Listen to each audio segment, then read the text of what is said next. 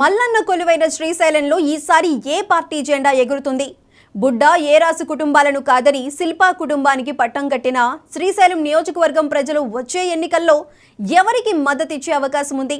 TDP YCP నుంచి Srisailam ticket రేసులో ఎవరు ఉన్నారు?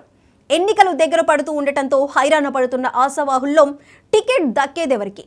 ఇప్పటి నుంచే ఓటర్లను ఆకట్టుకునేందుకు నాయకులు పడుతున్న పాటలు ఎలా ఉన్నాయి? ఈసారి శ్రీశైలం ఎన్నికలు ఉత్కంఠభరితంగా జరుగుతాయని అంచనా వేస్తున్న వేళ శ్రీశైలం నియోజకవర్గం మీద 99 టీవీ గ్రౌండ్ రిపోర్ట్ చూడండి.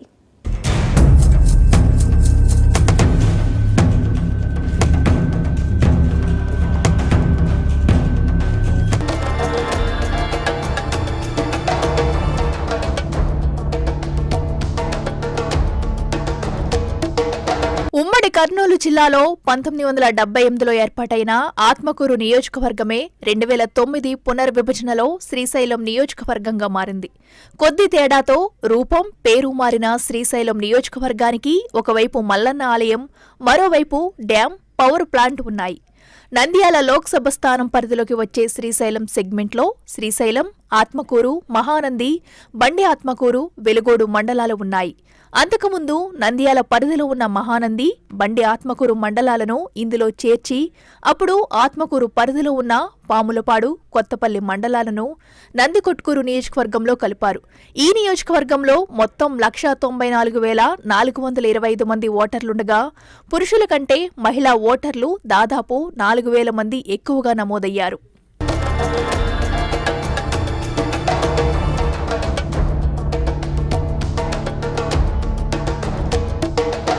శ్రీశైలంగా మారిన ఒకప్పటి ఆత్మకూరు నియోజకవర్గం పేరు చెప్పగానే ఈ ప్రాంతానికి చెందిన కమ్యూనిస్టు యోధుడు చండ్ర పుల్లారెడ్డి గుర్తుకొస్తారు.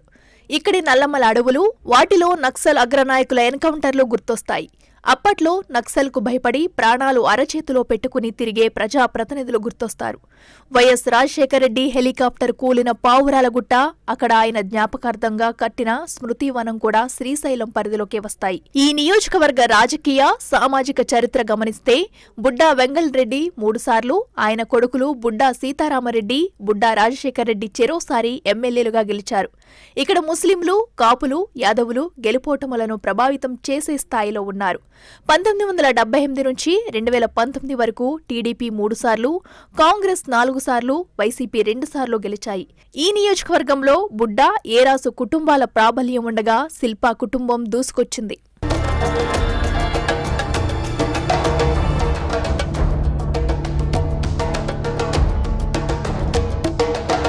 గత 2 ఎన్నికలను పరిశీలిస్తే అభ్యర్థులు మారినా వైసీపీ వరుస విజయాలు నమోదు చేసుకుంది. 2014 ఎన్నికల నాటికి టీడీపీ నుంచి వైసీపీలోకి వచ్చిన బుడ్డా రాజశేఖర్ రెడ్డి, టీడీపీ అభ్యర్థి శిల్పా చక్రపాణిరెడ్డి మీద దాదాపు 5,000 ఓట్ల ఆధిక్యంతో గెలిచారు. అయితే 2019 నాటికి బుడ్డా రాజశేఖర్ రెడ్డి మళ్లీ టీడీపీలోకి వెళ్లారు. టీడీపీ నుంచి శిల్పా చక్రపాణిరెడ్డి వైసీపీలోకి వచ్చి దాదాపు 39,000 మెజారిటీతో గెలిచారు. ఆ విధంగా శ్రీశైలం సిట్టింగ్ ఎమ్మెల్యేగా అధికార పార్టీకి చెందిన శిల్పా చక్రపాణిరెడ్డి ఉన్నారు. అందువల్ల సహజంగానే ఆయన ఈసారి మళ్లీ పోటీ చేసేందుకు సిద్ధమవుతున్నారు.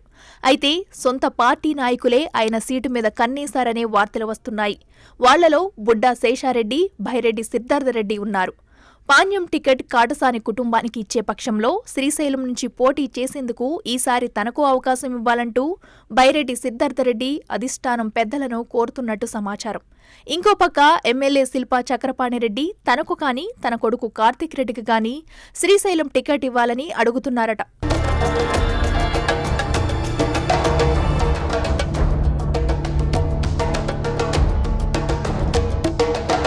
నిజానికి శ్రీశైలం నియోజకవర్గంలో శిల్పా చక్రపాణిరెడ్డి చేస్తున్న సేవా కార్యక్రమాలు, చేసిన అభివృద్ధి పనులే ఈసారి కూడా ఆయనకు ఖచ్చితంగా టికెట్ సంపాదించి పెడతాయని వైసీపీ శ్రేణులు అంటున్నాయి. పేదలకు ఉచిత వివాహాలు చేసి వారికి ఆర్థికంగా సహాయం చేయడం, గుళ్లు, గోపురాల నిర్మాణాలకు విరాళాలు ఇవ్వడం వంటి కార్యక్రమాల ద్వారా శిల్పా చక్రపాణిరెడ్డి శ్రీశైలం నియోజకవర్గ ప్రజల్లో ప్రజాదరణ ఎక్కువగా సంపాదించుకున్నారు. శ్రీశైలంలో తన గెలుపు ఇప్పటికే ఖాయమైందని, మెజారిటీ మీద అంచనాలు వేస్తున్నామని స్వయానా శిల్పా చక్రపాణిరెడ్డి చెప్పుకుంటున్నారు. గడప గడపకి మన ప్రభుత్వం కార్యక్రమంలో విశేష ఆదరణ లభించిందని, అది నిజమైన ప్రజానాడి అని వైసీపీ కేడర్ అంటుంది.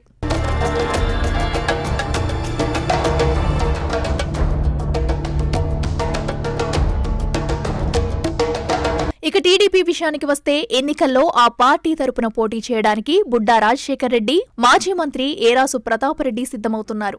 నియోజకవర్గంలో ఈ రెండు కుటుంబాలకు చెప్పుకోదగినంత అనుచర వర్గం ఉంది.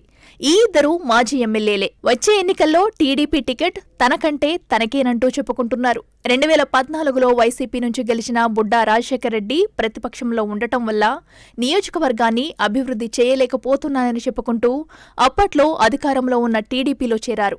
2019 ఎన్నికల్లో టీడీపీ బుడ్డా రాజశేఖర్ రెడ్డికి టికెట్ ఇచ్చినా పోటీ నుంచి విరమించుకోవడానికి సిద్ధపడ్డారు. చంద్రబాబు రంగంలోకి దిగి బుజ్జగించడంతో బరిలో నిలిచి శిల్పా చక్రపాణిరెడ్డి మీద ఓడిపోయారు. ప్రస్తుతం నియోజకవర్గం ఇన్ఛార్జిగా ఉన్న బుడ్డా రాజశేఖర్ రెడ్డి నిత్యం ప్రజల్లో తిరుగుతూ పార్టీ కార్యక్రమాల్లో చురుగ్గా పాల్గొంటున్నారు. అధికార పార్టీని ఎదురొడ్డి పోరాడటానికి తానున్నానంటూ కార్యకర్తల్లో కొత్త ఉత్తేజం నింపుతున్నారు.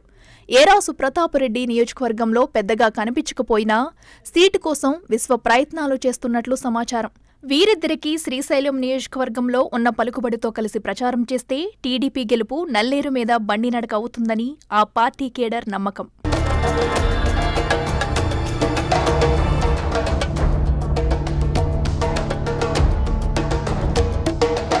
ఇక బీజేపీ విషయానికి వస్తే నియోజకవర్గ ఇన్ఛార్జి బుడ్డా శ్రీకాంత్ రెడ్డి నామమాత్రంగా మాత్రమే తన ఉనికిని చాటుకుంటున్నారంటున్నారు ఆ పార్టీ కార్యకర్తలు.